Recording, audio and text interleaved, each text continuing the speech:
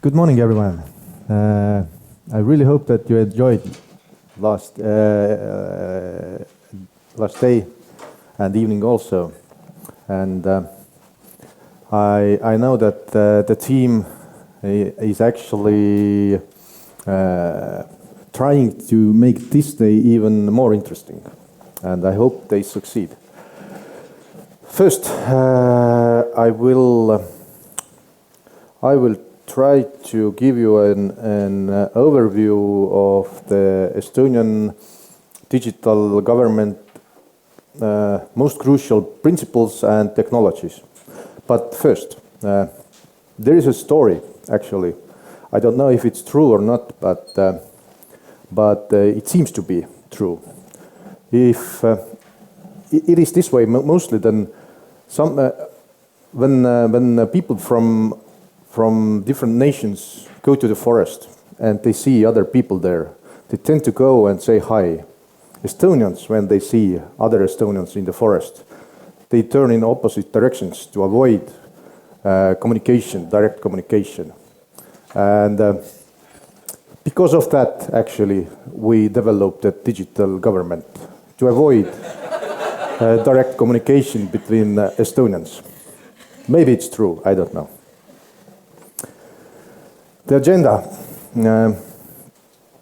like I said, first I will try to give an essence of Estonian digital government. We have tried to select out the most crucial regulations and technologies on top of what we have built the Estonian government. Then I will try to introduce our now to say short-term goals. So this is the Information Society Strategy 2020. There are some interesting topic also I want to introduce, and at the end I will introduce you our institution, RIC. So to the topic.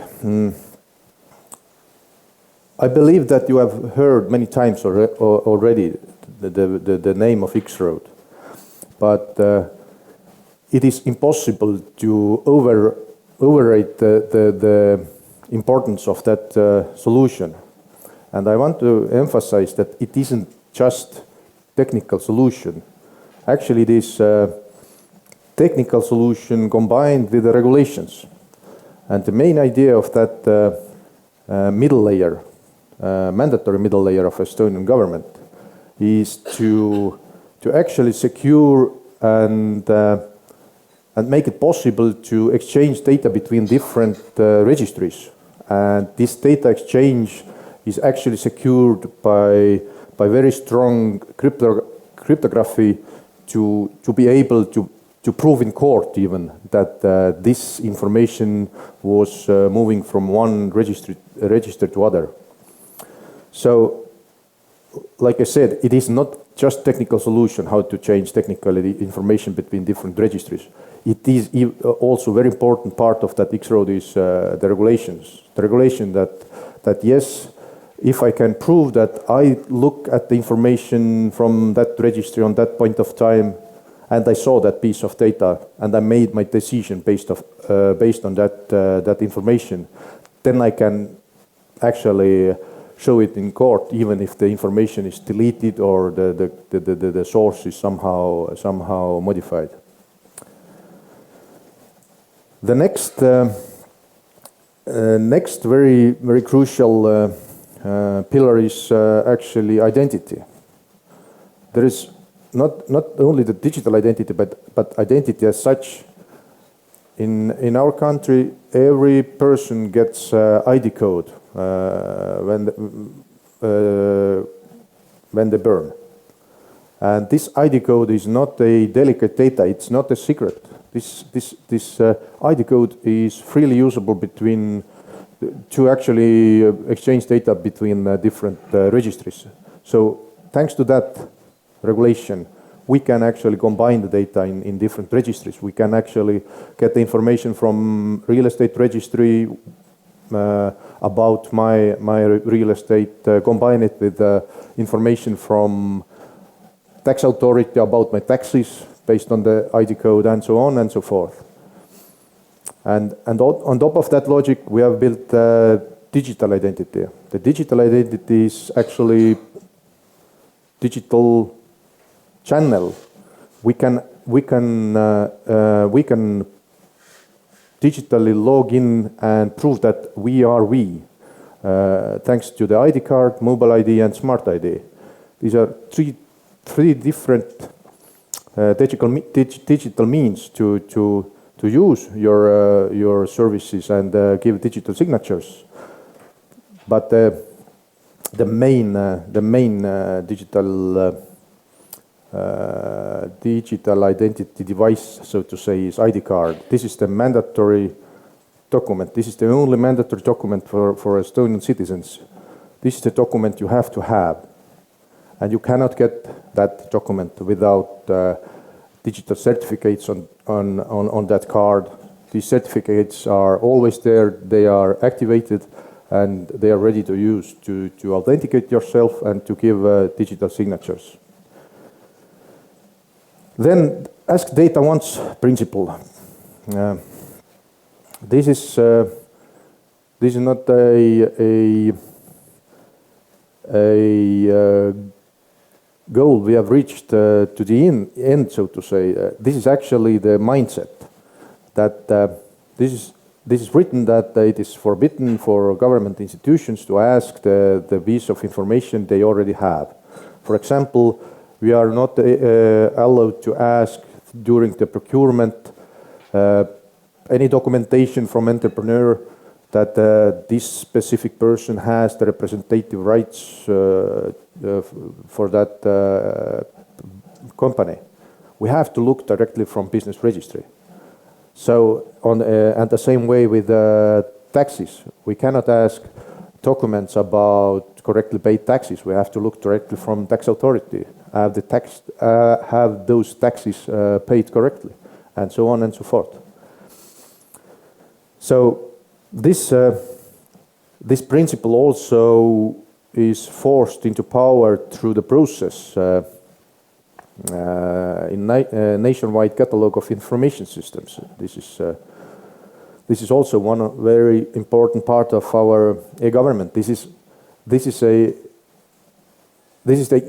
On one side, this is a catalog where you can see which kind of information systems exist in our government. But on the other hand, on top of that, there is two very crucial processes. First of them is if I want to actually establish a new registry or database or information system, then I have to actually apply. I have to get acceptance from different authorities before I get the permission to create a new system. So I have to get acceptance from state archive authority, Ministry of Communication and Economy, state information system authority, and so on and so forth. So they verify if I'm correct, and they also verify if I plan, for example, to collect the information about real estate. They look and say, this system already exists. This part of information you cannot collect. This you have to use from the source, and the source is there. The other part of your data is new. This you can collect.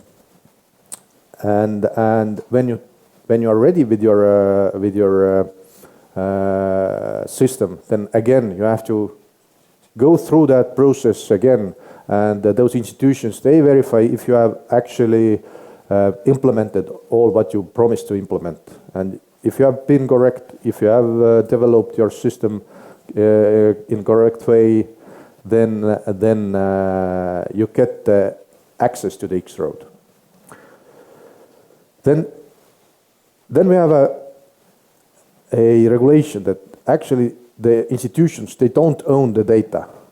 Citizens own the data. I know that this is, in Europe it is common, but in some countries, actually institutions, they tend to think that this is my data. I'm the owner of the data. If some other institution comes and asks to get access to, for example, court data, then court says, no, collect your own data, this is my data. In Estonia, it is forbidden. The citizen is the owner of the data. Thanks to the regulation, as data once principle, you have to share the data you are collecting. And actually, thanks to the transparency we have built into X-Road and in regulations, then yes, government sees a lot of data about person and personal data also, and citizens actually, they can see on the other hand who has used the data, which police officer. Okay, they might not see directly the name and the ID code of the police officer, but they see the institution. Police has looked at my population registry, my car info, my driving license info for some reason, and if you cannot understand why, then you have right to ask from that institution why you have looked at my data, and if there is no explanation, then criminal case happens. So those regulations in combine and technologies make the situation where a citizen becomes like a big brother for the government, not vice versa. And yes, we have opened a lot of services between different institutions. Yes, there is a possibility for notaries, for example, to look almost into every registry, but because they know that there is that big brother, the citizens who can see that they have used and looked into some registry, then this is like discipline maker. They look when they only have the reason to look. Then we have mandatory security system. This is mandatory for all the government institutions. This is actually we have looked into what Germans do. They have the IT Grundschutz, and on top of that we have built our own 3-level etalon-based security system, security law. And the idea of that logic, the idea of that regulation is that before you start building a new database, you have to put in place the security level of the system based on the security level of the data you plan to collect. So if you plan to collect personal data, if you plan to collect delicate data, if you plan to collect healthcare data, and so on, there is different measures you have to implement to actually build this kind of system. And like I said, we have that nationwide catalog of information systems and those processes. Then one of the very crucial permissions or verifications during that process you have to do and get is if you are correct regarding the security system. And this security system already also declares that you have to audit yourself. Again, based on the security level of the data of the system, but you have to audit those systems regularly. If you have high security level data in there, then you have to audit yourself after every second year. And these audits are like proof for citizens that these institutions, they take good care of the data, citizens' data. And yes, we have the state portal, eesti.ee. This is the main contact point mainly for citizens to see the information, to see like I mentioned before, who have used the data and so on. And of course, regulation that government institutions are forbidden to charge each other for data exchange. Like I mentioned before, there is a regulation you have to share, and there is a regulation that you don't have the right to ask to charge that process. So thanks to those regulations, we have X-Road in this X-Road environment, we have a lot of services, reused services. A very good example, I think, is population registry. Of course, almost every registry needs to ask the information about citizens from that registry, and this actually they only have a couple of services, and everybody are using that. So this is the logic. And yes, transparency. I already mentioned that the idea is that when we open the data, then there will be users and there will be very good quality raising system on top of the data. So if you imagine that, yes, we will collect the data, but we will not open to the public this data, then there is only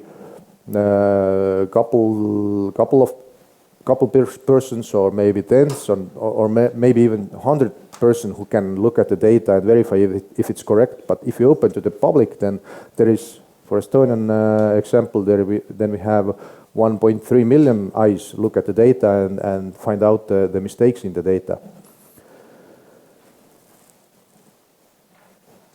Yes, these are the main pillars. If you combine all this logic, then you get the Estonian digital government. To illustrate the previous talk, then this is the last statistics about X-Road. I think the main number I want to emphasize is that last year, 2018, we had almost 1 billion inquiries through that middle layer. And actually, there is of course, this is mathematical calculation, but if I remember correctly, the last bullet there, 1,407 working years saved in 2018. It is calculated this way that if let's assume that every, now my mistake, but maybe not. Every 10th, or it was 5th query was made by a direct human. And assume that during that query, they save 15 minutes. This is like very average calculation. Then if you calculate this way, then you get this 1,407 years. And actually, if you think about the situation when you have to go into some counter service to get the piece of information, I'm sure it takes more than 15 minutes. The other example, if you want to sell your car, or if you want to get renew your driving license, and you have to go to the counter service, definitely you waste more time than 15 minutes. All these processes today you can do directly through the internet and without going anywhere. So this is the method how we have calculated that 1,407 years, and this is impressive, I think.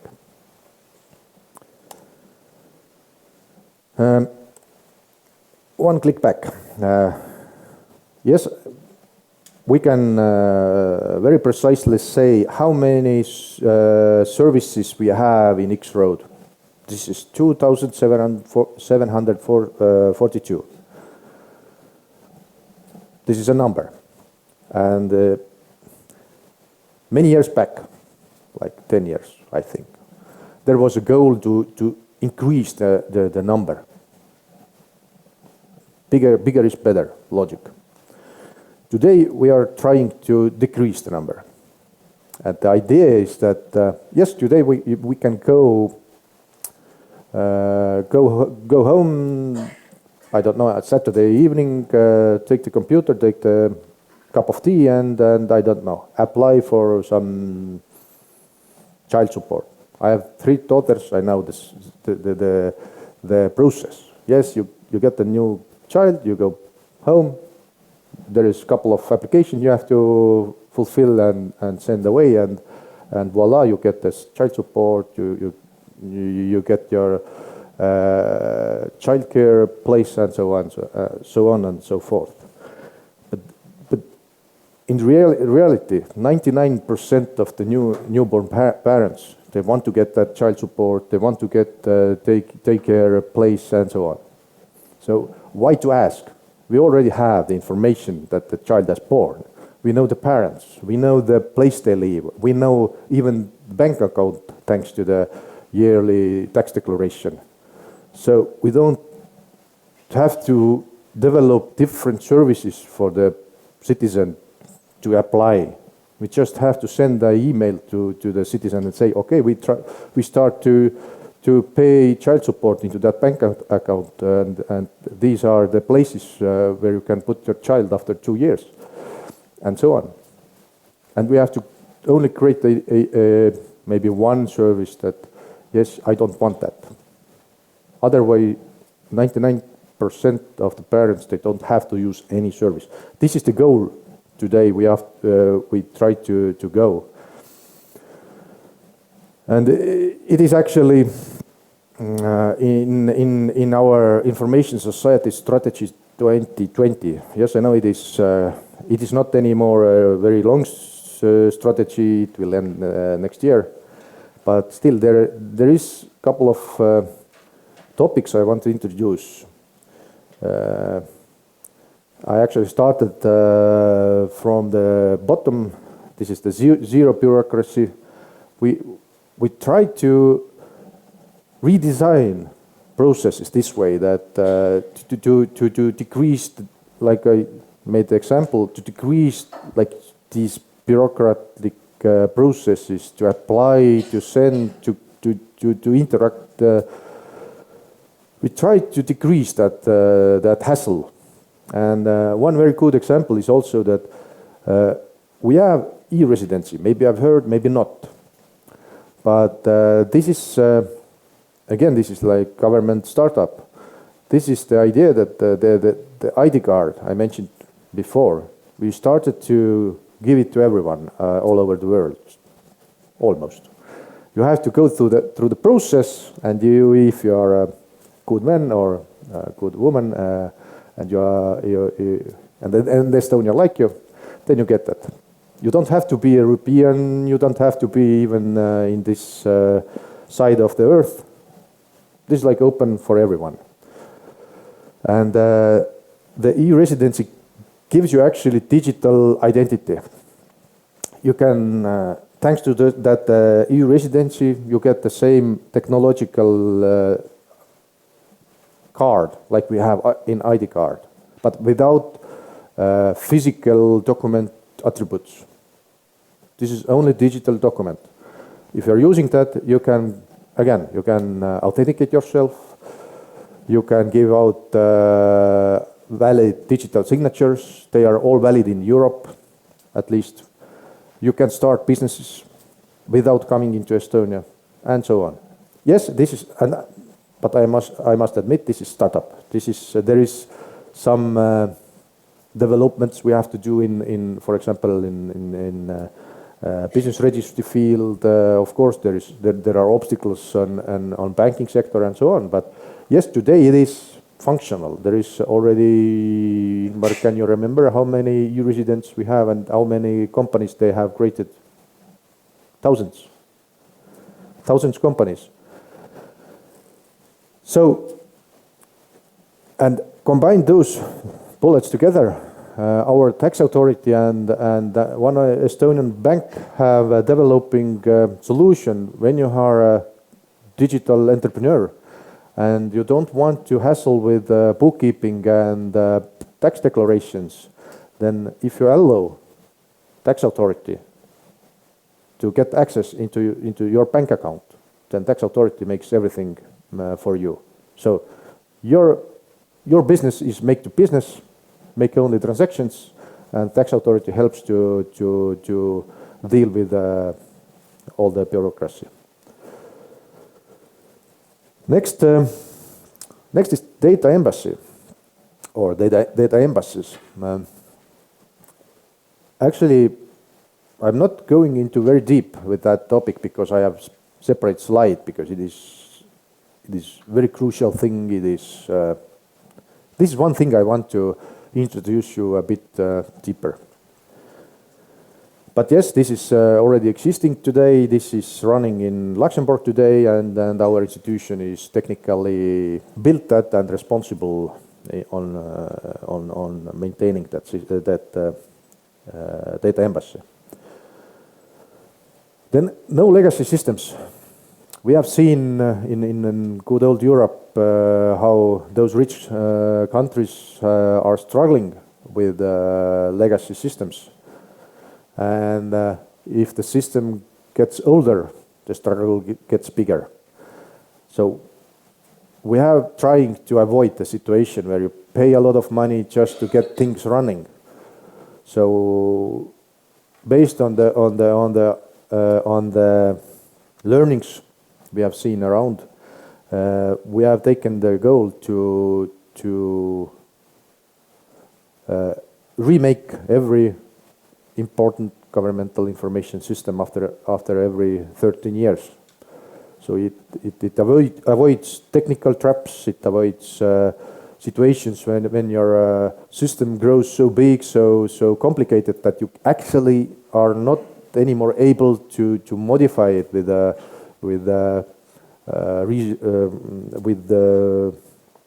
reasonable budget.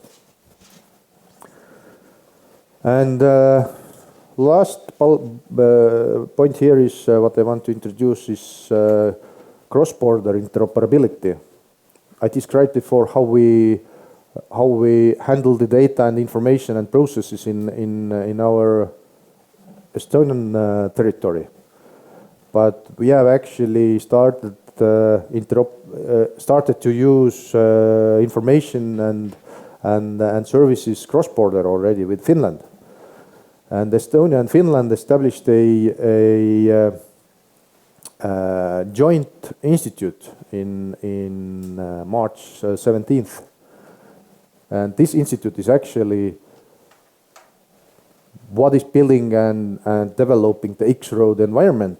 And both countries are using the same technology. And we have actually connected those two X-Road environments so we can Estonian institutions can actually make queries into Finnish institutions and vice versa. And actually this is quite in the beginning still, but it is in live. Those environments, they are connected, and then first solutions are coming into live very soon, or they might be even.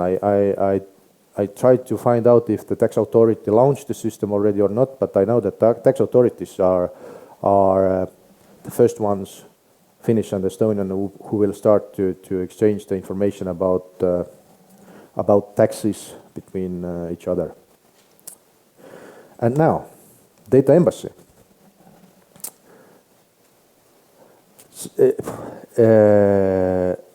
In Estonia, we have reached into that level that we have already quite a lot fully digital registries. It means that there is no paper. Land registry is one of them, but there is also business registry. There is State Gazette. State Gazette is the main system. Actually, this is declared as the most important system for Ministry of Justice. And the system is actually, this is digital system where all the laws are published. We don't have any more paper laws many years. And by the law, if something is published there, this is the law. And if you now imagine what could happen, maybe, just maybe, you can imagine some little green men come into our territory and somehow they get the control over our data centers, somehow. And somehow they get the control over those systems. Then hell breaks loose. So of course, we are protecting these systems, we are protecting against this situation like such, but if, and against, this is like final defense. And to very simply describe the solution, the idea of the solution is that the Estonian government, we have cyber protection board. I think I translated it correctly. But we have this kind of special group, very high level group, and it is constantly dealing with new threats and trying to prevent and trying to be ahead a bit. And they also constantly monitor the catalog of systems, and if some system becomes fully digital, and it is actually some very crucial system for the existence of Estonia as a country, then they declare the system as a crucial system for Estonia. And all the crucial systems, they have to be in those data embassies. And the data embassy is built this way that actually from Estonia we cannot modify the information what is there. We cannot delete it, we cannot modify, we can only send the information there, and we can actually turn back time there. We can say that let's turn back time 1 month, and we can go into live with systems with the information and with the data what existed 1 month ago. So yes, this is again, it seems to be like a technical solution, but it's not, and it's not completely ready, because we have to solve the situation when we have 2 different state gazettes in live, for example. One says that Mr. I don't know, Vladimir is president of Estonia, and the other says not. And we have to be able to solve the situation in correct way. So this is, I'm personally not a lawyer. For me, it seems very simple. We switch off one system, we launch other. They are technically very easy, but legally it seems to be quite an obstacle. And our lawyers are actually thinking about the regulations and trying to solve those all those tricky parts what actually doesn't exist if you deal with the paper data. But if you go to the digital, there is no copies, and this is quite different paradigm compared to the paper world, because in paper world there is a original and anything else is copy. But digital information, you can multiply it. Everything is original. But yes, this is, I think this is going big. This is going to be, I cannot see that there is any other way a country can exist if they have only digital information. They don't have paper documents and such. So, who we are, why I'm talking, why I can talk about those topics, and why you should trust me. This is an overview of our institution. We are the oldest Estonian government ICT institutions. Our history actually began already in 1998 when Secretary General of Ministry of Justice decided to centralize all the ICT management and development in administrative field of the ministry. First, it was done directly into ministry. So there was IT department. I joined the team in 2000, so I wasn't from the beginning, but quite from the beginning. So first it was department in ministry. It worked quite well, but every time when Secretary General changed or minister changed, there was two funny situations every time. First, when they saw how many not lawyers were running around in ministry. So maybe they didn't have the suits, they had, I don't know, jeans, maybe shorts. Maybe not the best looking, and so on. So this was a surprise, but we were able to explain. This is the full IT crowd you have is here. For courts, for prisons, for prosecutors, for everybody, it is served from here. And the second funny situation was when they looked at the budget. Because the ICT department budget was bigger than ministry's budget. And again, you were able to explain it. Yes, this is actually not IT department budget, this is the budget for the full administrative field. But the obstacle we couldn't actually come over was that the Secretary General of Ministry of Justice, this is like the top management, and every procurement, every contract had to be signed by the Secretary General. And if you can imagine, you become the Secretary General of Ministry of Justice. What could be your job? Which kind of documents you have to read? What information you have to understand? Is it about servers? Is it about computers, information systems worth millions? No. Mostly they was quite surprised, and it was quite heavy process for them to understand if this million goes into the right place, because he looks at the documents and he couldn't understand what he's signing. So because of that, our separate institution was made in 2006. And from then on, 4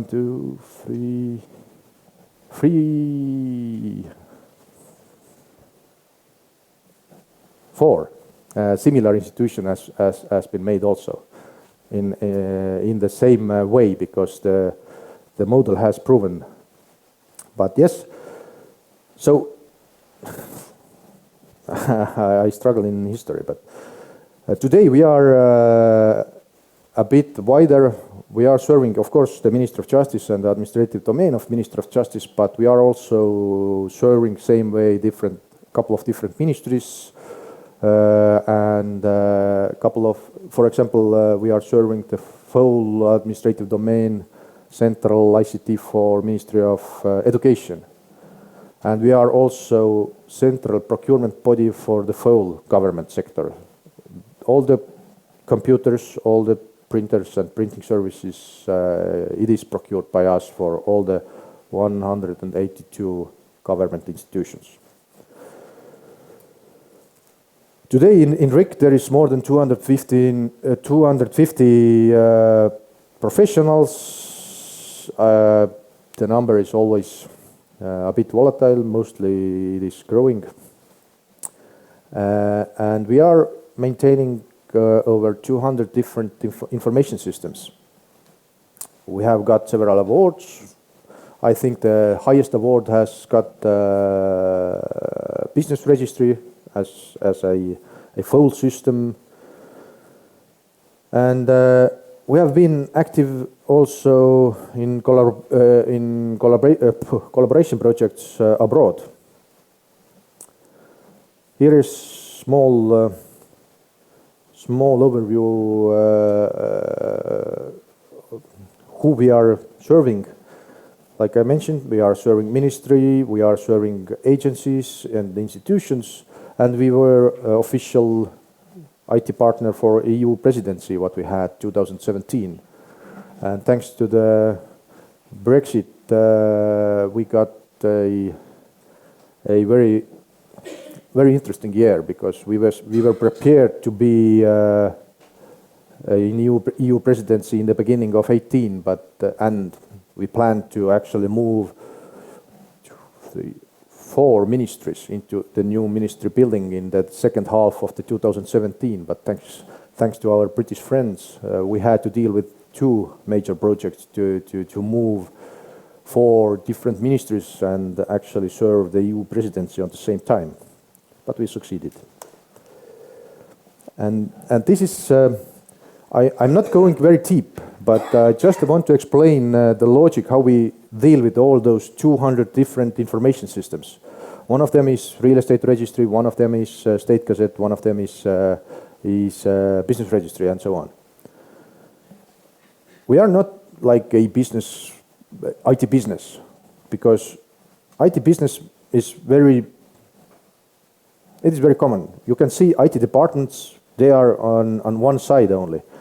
There is a very regular infrastructure department, there is system development department, there is internal control, and actually security,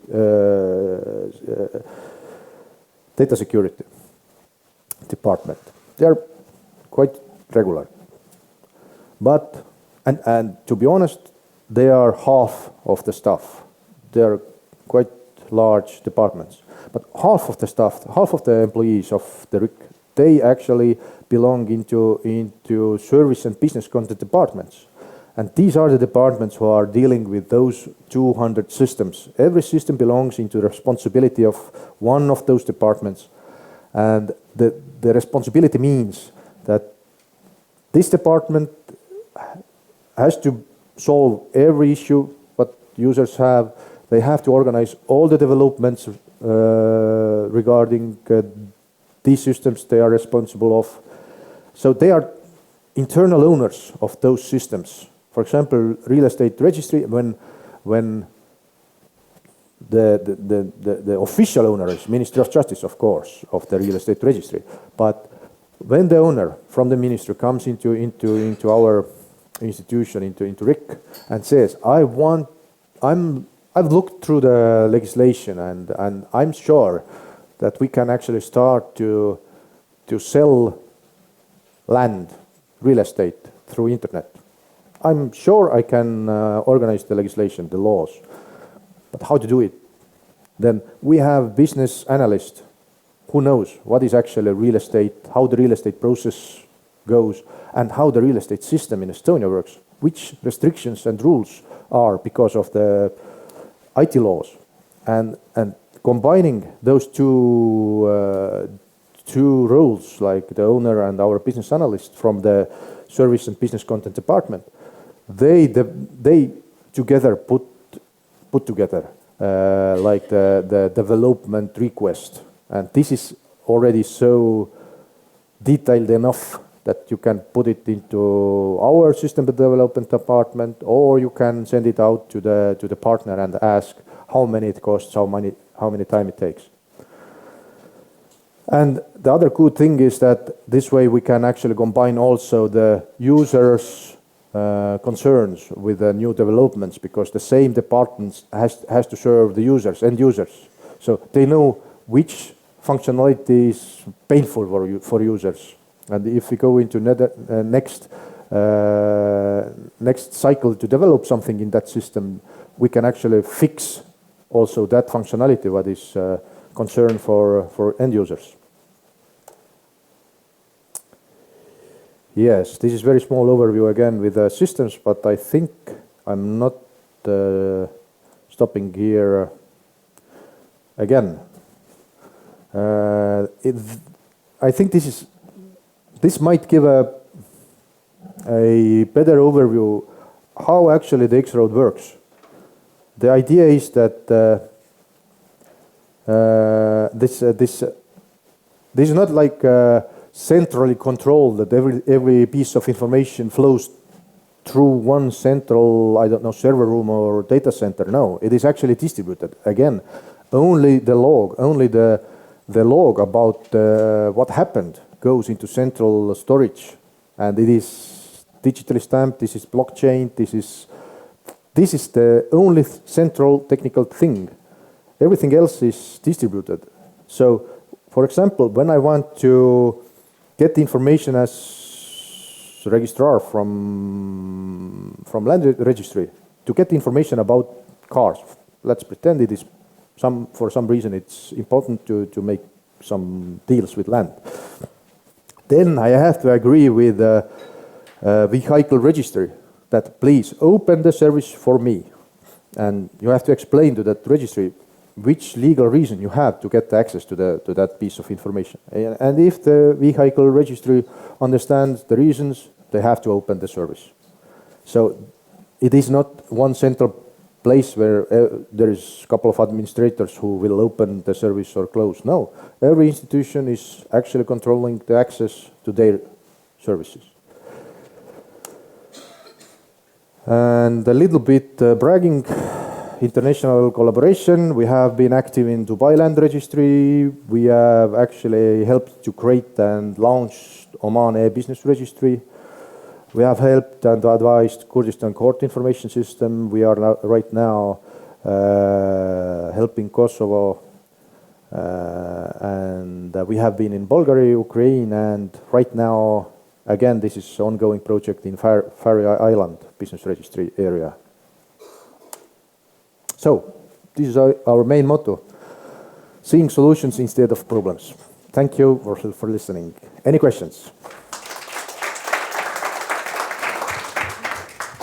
Thank you very much, Mehis. We'll open the floor for questions, and I'm passing the microphone to Matthias. Thank you very much. As an outside of Estonia point of view, I'm really impressed by the consistency and steadiness that you follow this digital approach. And apart from your unwillingness to communicate directly when you meet someone in the woods, what do you think are the main key success factors or main pre-requirements that for your digital approach here? You mean from in Estonia, what were the pre-requirements, or what would be in any other country? Because each country here faces the same challenges, I would say. But it seems to be working in Estonia very well and throughout all the ministries and so on. Why? I think we have to go very, very deep into history again. When we got back our independence in 1990s, then actually we were very poor. We were a poor country. We didn't have any money. So big corporations, they weren't interested of us. So they didn't actually come here and actually bring the big, heavy solutions. This is what your government needs.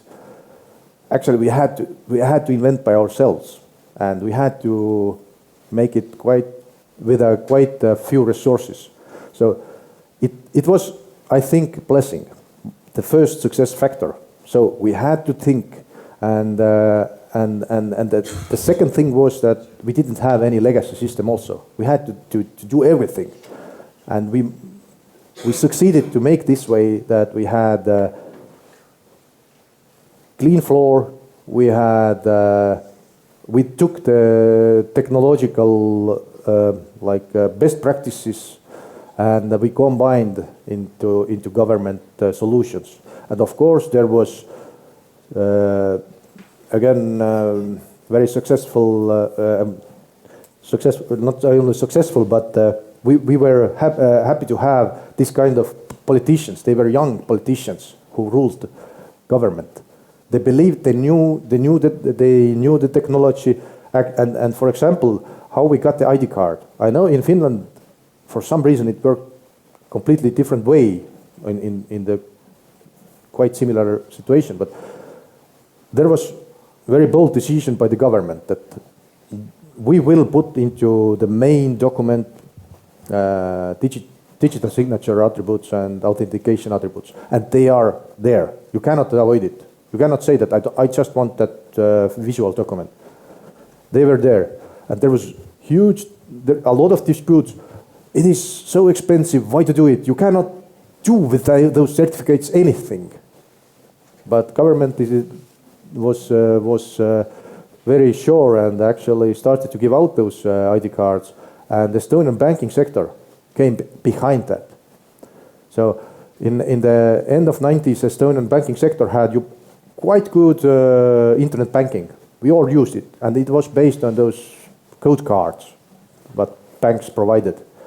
But banks, they understood that, okay, government has actually built very trustful authentication system. We don't have to actually handle ourselves and secure it somehow and pay for that. So they publicly started to support Estonian ID card. They said, if you use ID card when you log into that bank, internet banking, you can transfer bigger amount of money. If you are using those code cards, then you just can transfer small amount of money. So it actually built the trust for citizens. They trusted banks. They started to trust ID card, and it was, I think, the killer app for Estonian government.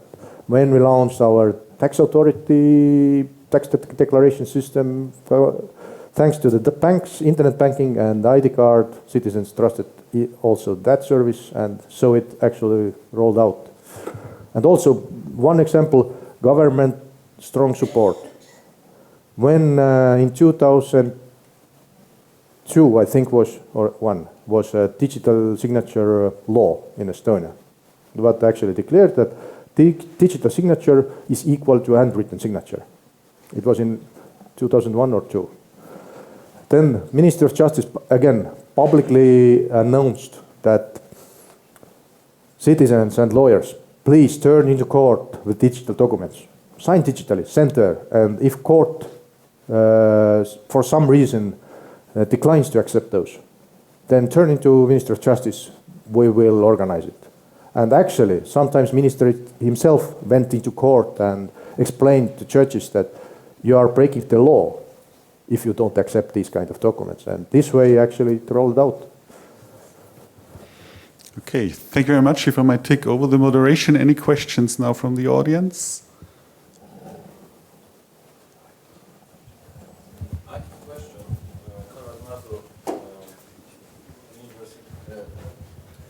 Institute of Justice, under the Minister of Justice Poland. I have a question. Are you planning to open next digital embassy? And I have one more question. How do you handle with acquiring human resources with enough qualifications? Yes, we are planning to create more than one data embassy, but we are in the beginning of the process. Acquiring, actually, as you might know, we are Tallinn is the city where is quite a few famous startups like TransferWise, Pipedrive. There is quite a couple of old development centers like Skype, today Microsoft, Ericsson, and so on. So what we do is we compare with them and we try to be competitive. We try to be. We have to be, actually. Every year we are participating on the biggest survey where like the market research is made, which is the salary levels on different professionals, and we try to be able to pay it. It is not possible to get. Actually, there is a quite strong logic. If you pay peanuts, you get monkeys. Yeah, that sounds quite simple, I have to say. Okay, yes. Any further questions? Hi, Magdalena from Sweden. I'm thinking about your ID card. Foreigners who wants to make transactions, for example, land transactions, and have other identity systems and are maybe not within the e-IDAS. Do you have specific numbers or something you do? We have this as an issue in Sweden. E-IDAS is coming, but this is the e-residency what we have. Like I mentioned, every person in Earth is actually allowed to apply to get e-residency of Estonia. And what it means, e-residency? It means that actually in digital world you will become Estonian for technology. You get the Estonian ID code. Estonian Police and Border Guard has verified you. And you get that technical device, technical card to actually enter into Estonian different registries. So we can actually For us, you are an equal person as Estonian citizen in digital environment. And the process for that, getting that e-residency, the verification. There is, I think, there is the main entrance is e-residency.ee, or Ingmar, can you search it? Google e-residence. Yeah, there is a landing page. You have to. The process is very simple. You have to fulfill information about you, pay the fee, what is today I think €100, and then wait. And if Estonian police, then the process begins. Police and border guard will make the background check, and if the background check is good enough, then you get the positive feedback, and you can get your e-residency card from the nearest Estonian embassy. I think today it's only Estonian embassy, but we are trying to widen the network so you can get from our neighbors' embassies also. Okay, thank you. 56,000 e-residencies already. Today. Okay, other questions?